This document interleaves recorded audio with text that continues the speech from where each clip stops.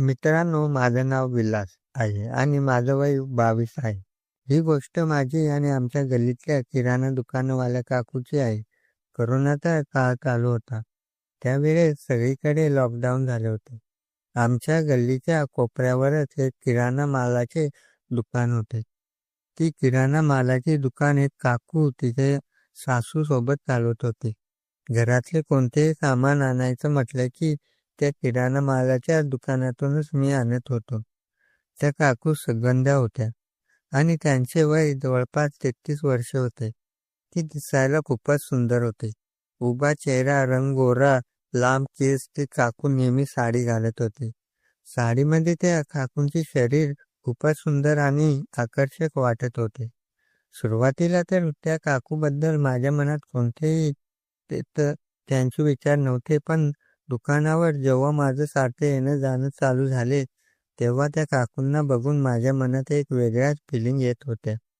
ह्या गल्लीत हे एक किराणा मालाचे दुकान होते, म्हणून काकूच्या दुकानावर खूप गर्दी असायची. कामाच्या नादात काकूचा साडीचा पदर इकडे तिकडे होत होता, त्यामुळे तिचा नको तो भाग दिसत होता. काकू कामात असतानाही शरीर झाकण्याचा प्रयत्न करत असायचे, पण पुन्हा काम करताना पदर सरकायचा. काकूच्या सासूचे वय 60 वर्षे होते. त्यांना उठायला बसायला त्रास होता, म्हणून ती एका जागेला बसून फक्त पैशाचा व्यवहार करत होती. आता मी काही ना काही पाहणी करून काकूच्या दुकानावर जाऊन बसत होतो आणि काकूंना पाहत असायचो. काकूला समजले की मी त्यांच्या शरीराकडे पाहत असतो. मी काकूच्या सासूला आजी म्हणत होतो. आजीचा बहाणा करून मी आजीसोबत तासनतास गप्पा मारत मी काकूंना बघत होतो. बघता बघता आजीची आणि माझी चांगलीच ओळख झाली आणि आम्ही दोघे हसी मजाक करू लागलो. काकूंना एक 7 वर्षाचा मुलगा होता. तो दुकानातच खेळत असायचा, नाहीतर मोबाईल बघत असायचा. काकूचा नवरा बाहेर देशात काम करत होते, त्यामुळे ते घरात राहत नसायचे. ते 1 महिन्यातून एकदा घरी येत होते. असेच थोडे दिवस काकूंना बघण्यातच गेले. एक दिवस दुपारच्या 2 वाजता काकूंच्या दुकानावर मी कोल्ड्रिंक पिण्याचे आलो होतो. कोल्ड्रिंक पिऊ लागलो, तेव्हा समोरच्या दुकानावर मला पोलिसांची गाडी दिसली. असूनही माणसे लपून छपून दुकान उघडी ठेवून चालवत होते. पोलिसांना आलेलं पाहून आजी एकदम घाबरली आणि शटर खाली करायला उठली, पण ती म्हातारी असल्यामुळे तिला लवकर उठायला येत नव्हते. म्हणून मी लगेच दुकानाच्या आत आलो आणि शटर खाली केले. थोड्या वेळानंतर आजी मला म्हणाली, समोरच्या दुकानावर खूपच गोंधळ झालेला आवाज येत आहे, मी जरा बघून येते. असे म्हणून आजी दुकानाच्या मागच्या दरवाजातून बाहेर निघून गेली. आता दुकानात फक्त मी आणि काकू आणि त्यांचा छोटा मुलगा असे. आम्ही तिघेच होतो. काकूंचा मुलगा मोबाईलमध्ये कार्टून बघण्यात व्यस्त होता.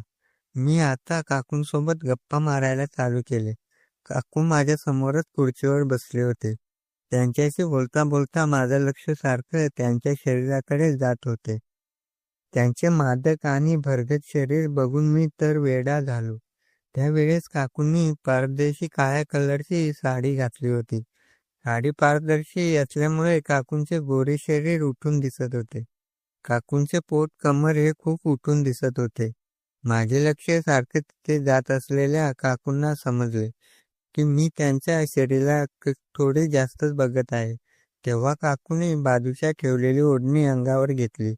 मला समजून आले की काकूने माझ्यापासून अंग झाकण्यासाठी ती ओढणी घेतली आहे. म्हणून मी माझा मोबाईल बाहेर काढला आणि मोबाईल बघण्यात व्यस्त झालो. तेव्हा त्यांचा मुलगा मला बिस्किट पाहिजे म्हणून रडू लागला. ते बिस्किट थोडे जास्तच वर ठेवले होते, म्हणून काकूने जवळचे स्टूल घेतले. त्यावर चढून ती बिस्किट काढू लागली. ते बिस्किट काढताना आजूबाजूचे सामान पण खाली पडू लागले. तेव्हा काकू थोडी असंतुलित झाली आणि खाली पडणारच होती, तेव्हा मी उठून तिला पकडले. त्यावेळेस माझा हात काकूंच्या कमरेवर होता. जेव्हा माझ्या हाताचा स्पर्श तिच्या कमरेला झाला, तेव्हा माझ्या मनात काकूंबद्दल वेगळ्याच भावना आल्या. काकू माझ्याकडे आश्चर्याने बघत होती. त्यानंतर काकूने तो बिस्किटचा पुडा त्यांच्या मुलाला दिला. त्यांचा मुलगा बिस्किट खात मोबाईल बघण्यात व्यस्त होता. तेव्हा मी आणि काकू आम्ही दोघं वाकड्या नजरेने एकमेकांना बघत होतो. थोड्याच वेळात आजीचा आवाज आला. तेव्हा मी तर वर केले. पोलीस निघून गेलेले पाहून मी माझ्या घरी निघून आलो. घरी आल्यावर माझ्या डोक्यात फक्त काकूंचाच विचार येऊ लागला. रात्री जेवण करून जेव्हा मी बेडवर झोपलो तेव्हा काकूच्या कमरेला झालेला स्पर्श मला आठवू लागला. काकूचा विचार करता करता मी झोपी गेलो. दुसऱ्या दिवशी दुपारी पुन्हा मी काकूच्या दुकानावर लस्सी पिण्याच्या बहाण्याने गेलो. तेव्हा काकू खुर्चीवर बसून काहीतरी शौक करत होती. मी आता बेधडक त्यांच्या दुकानातून स्वस्त सामान घेऊन त्यांना पैसे देत होतो. त्यांचं फ्रीज उघडून मी त्यातून लस्सी काढली आणि पिऊ लागलो. आज काकू माझ्याशी जरा जास्तच गप्पा मारू लागले. जेव्हा मी काकूजवळ गेलो तेव्हा अचानक आजी दुकानात आली आणि मला म्हणाली, "विलास, हे ऑनलाईन पैसे कसे जमा करतात? हे जरा सुगंधाला सांगा. आजकाल माणसं जास्तीत जास्त ऑनलाईन पैसे देतात आणि या बाबतीत आम्हाला काही समजत नाही. तू जरा सुगंधाला त्याबद्दल शिकव." मी आजीला म्हणालो, "ठीक आहे आजी, मी काकूंना शिकवतो." आजीने मला आत बोलावले. मी दुकानात गेलो. दुकानात गेल्यावर मी काकूच्या बाजूच्या खुर्चीवर बसलो आणि लस्सी पिऊ लागलो. मी काकूचा फोन माझ्या हातात घेतला आणि त्यांना शिकू लागलो. त्यावेळेस काकू माझ्या खूप जवळ होते. काकूंच्या पलीकडच्या साईडला कचऱ्याचा डबा होता. लस्सी पिऊन झाल्यावर मी लस्सीचे पाकीट फेकण्याच्या बहाण्याने माझा हात त्यांच्या शरीराला टच करत दुसऱ्या साईडला कचऱ्याच्या डब्यात टाकला. त्यावेळेस माझा हात काकूने एकदम चिकटला होता. तेव्हा काकू मला काहीच म्हणाली नाही. तेव्हा मला समजून आले की काकू ही माझ्याकडे आकर्षक होत होती. मी काकूंकडे पाहत मोबाईलमधलं शिकू लागलो. त्यावेळेस काकू खूप जवळ होतो. शिकवताना आमच्या दोघांची नजरानजर होत होती. तेव्हा काकूंना जाणवले की मी काकूंकडे प्रेमाने बघत आहे. थोड्याच वेळात आजी दुकानातून घरी निघून गेली. आता काकू आणि त्यांचा छोटा मुलगा असे आम्ही तिघेच दुकानात होतो. काकूंना शिकवत असताना आमच्या दोघांच्या हाताचा स्पर्श सारखा होत होता. खूप गरमी असल्यामुळे काकूंना कोल्ड्रिंक प्यावीशी वाटत होती. म्हणून काकूंनी फ्रीज उघडून त्यातून कोल्ड्रिंक बाहेर काढली आणि मला म्हणाली, "घेणार का?" मी नाही म्हणालो. पण जेव्हा काकूंनी कोल्ड्रिंक तोंडाला लावले तेव्हा मलाही ते प्यावेसे वाटले. तिने कोल्ड्रिंकची बॉटल तिच्या ओठांना लावून कोल्ड्रिंकचे 2 घोट घेतल्यावर मी तिच्याकडे ती बॉटल घेतली आणि ती कोल्ड्रिंक माझ्या ओठांना लावून मी पिऊ लागलो. काकू मला म्हणाले, "अरे, हे तर माझे उष्ट आहे." मी काकूंना म्हणालो. काकू, उष्ट खाल्ल्याने प्रेम वाढतं असे म्हटल्यावर काकू माझ्याकडे पाहून लाजत हसत होती. तोपर्यंत आजी पुन्हा दुकानात आली. माझे काकूंना सगळे शिकून झाले होते म्हणून मी माझ्या घरी निघून आलो. दुसऱ्या दिवशी पुन्हा मी दुपारी काकूंच्या दुकानावर गेलो. बघितले की आजी त्यांच्या नातवाला अभ्यास कर म्हणून ओरडत होती. मी जाताच मला बघून आजी मला म्हणाली, "काय करायचं, हा अभ्यासच करत नाही."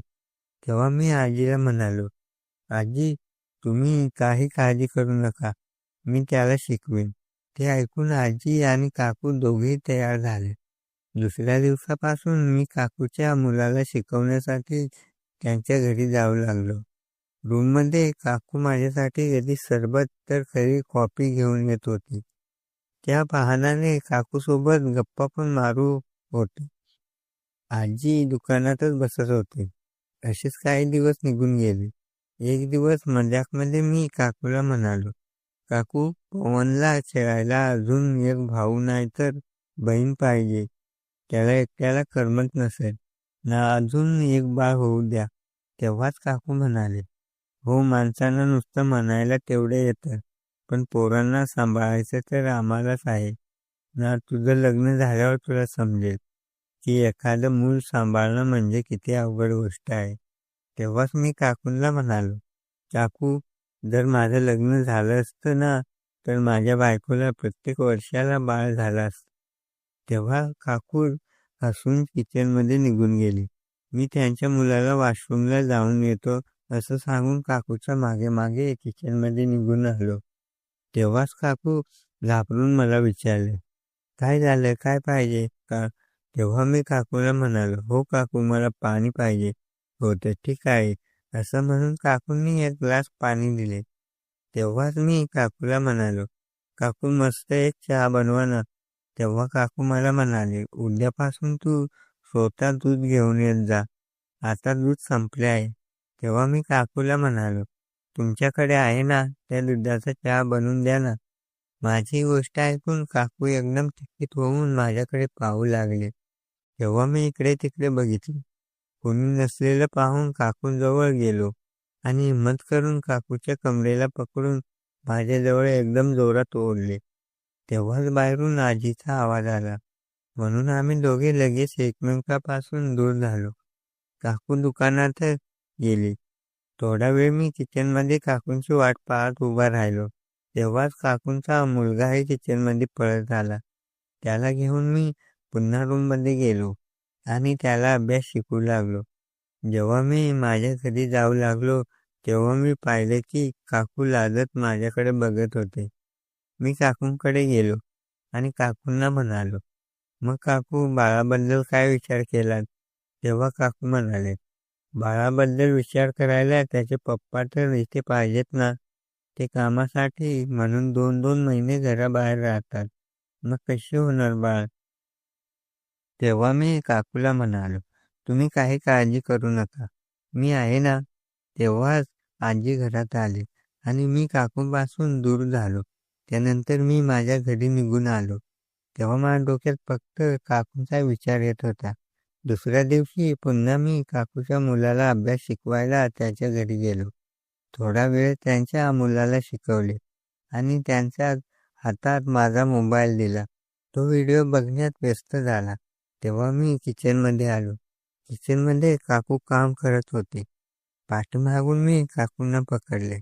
तेव्हा काकूंनी माझा हात सोडवत मला म्हणाले, सासूबाई येतील. मी त्यांना म्हणालो, त्या दुकानात कामात व्यस्त आहेत.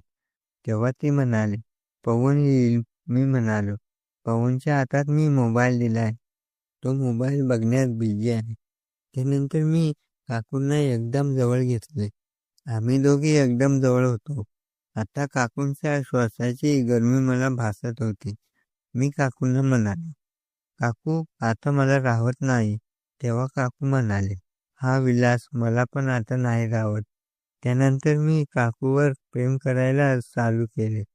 काकूंना किस करू लागलो. तेव्हा काकू मला दूर ढकलू लागली. मी काकूला म्हणालो, काय झालं, मी नको आहे का तुला? तेव्हा काकू मला म्हणाली, मी आतापर्यंत असे कधीच केले नाही. मी तिला विचारलं, काकांनी पण नाही केलं का? तेव्हा काकू नाही म्हणून मान हलवली. काकांचे नाव घेताच काकूच्या चेहऱ्यावर उदासी दिसत होती. मला समजून आले की काकापासून काकूंना ते सुख भेटत नव्हते. काकू मला म्हणाले, आता मला सोड, सासूबाई येतील. तेव्हाच आजीचा आवाज आला. ती एकदम घाबरून माझ्यापासून दूर झाली. मी भिंतीमागे लपलो. आजी दरवाजातूनच काकूंना म्हणाली, मी जरा शेजारच्या घरात जात आहे, तू दुकानात बस. त्यानंतर आजी निघून गेली. मग मी पटकन काकूंना पकडले. काकू पण आता खुश झाली होती. काकूच्या चेहऱ्यावर असं वाटत होतं की तिलाही या गोष्टीचा अनुभव पाहिजे होता. मी काकूंना किस करू लागलो. तेव्हा काकू मला म्हणाले, सूरज, तू तर मला पूर्ण तयार करून सोडशील. मी काकूंना म्हणालो, काकू, फक्त एकदाच करून द्या, माझी खूप इच्छा आहे. तेव्हा काकू म्हणाले, माझा मुलगा आहे, तो बघेल. मी काकूंना म्हणालो, 2च मिनिटात आलो. असे म्हणून मी पळत पवनला बघितले. तो मोबाईल बघण्यात खूप व्यस्त होता. मी हळूच बाहेरून कडी लावली आणि पुन्हा किचनमध्ये आलो आणि काकूंना म्हणालो, काकू, फक्त 5 मिनिट लागतील, तो मोबाईल बघण्यात व्यस्त आहे आणि आजी पण घरात नाही. तेव्हा काकू नाही नको म्हणत होती. मग मी काकूंना म्हणालो, फक्त 5 मिनिटात लागतील. एकदा अनुभव घ्या, नंतर तुम्ही स्वतः माझ्याकडून मागाल. त्यानंतर मी वरचा मोठा डबा काढला.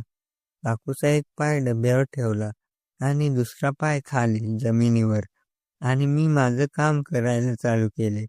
10 मिनिटातच आम्ही दोघांनी एकमेकांना खुश केले. तेव्हा काकू माझ्यावर खूप खुश झाली. मी काकूंना म्हणालो, काका तर घरी येत नसतात. मग रात्री तुम्ही मलाच बोलून घेत जा. मी तुम्हाला ते सगळं सुख देईन. तेव्हा काकू मला म्हणाली, मी रात्री तुला मिस कॉल करेन. तेव्हा तू ये. मी मागचा दरवाजा उघडून तुला आतमध्ये घेईन. मी तिला म्हणालो, मग आजीचं काय? ती म्हणाली, ती तिच्या रूममध्ये एकदा झोपली की नंतर सकाळशिवाय उठत नाही. ते सगळं तू माझ्यावर सोड. मी माझ्या घरी आलो आणि रात्र होण्याची वाट बघू लागलो. मला काकूंसोबत ते सगळे केलेले खूप आठवू लागले आणि पुन्हा मला काकू हवेशी वाटू लागले. रात्रीच्या 1 वाजता मला काकूचा मिस कॉल आला. मी हळूच माझ्या घरातून काकूच्या घराकडे आलो. काकूंनी मागचा दरवाजा उघडला. मी त्यांच्या घरात शिरलो. तिथून मी काकूंना किस करत त्यांच्या रूमपर्यंत आणले आणि तिला बेडवर टाकून पुन्हा तिच्यावर प्रेम करायला सुरुवात केली. पहाटच्या 4 पर्यंत आम्ही दोघे एकमेकांना खुश करत होतो आणि 5 वाजता मागच्या दरवाजातून मी माझ्या घरी निघून आलो. काही दिवस आमच्या दोघांचे असेच चालू होते. त्यानंतर कोरोना संपला आणि लॉकडाऊन संपले. काही दिवसांनी जॉबसाठी मला पुण्याला येण्यास भाग पडले. त्यानंतर आमची कधीच भेट झाली नाही. तर मित्रांनो, कशी वाटली कथा? अशाच नवीन कथांसाठी आपल्या चॅनलला सबस्क्राईब करा आणि लाईक करायला विसरू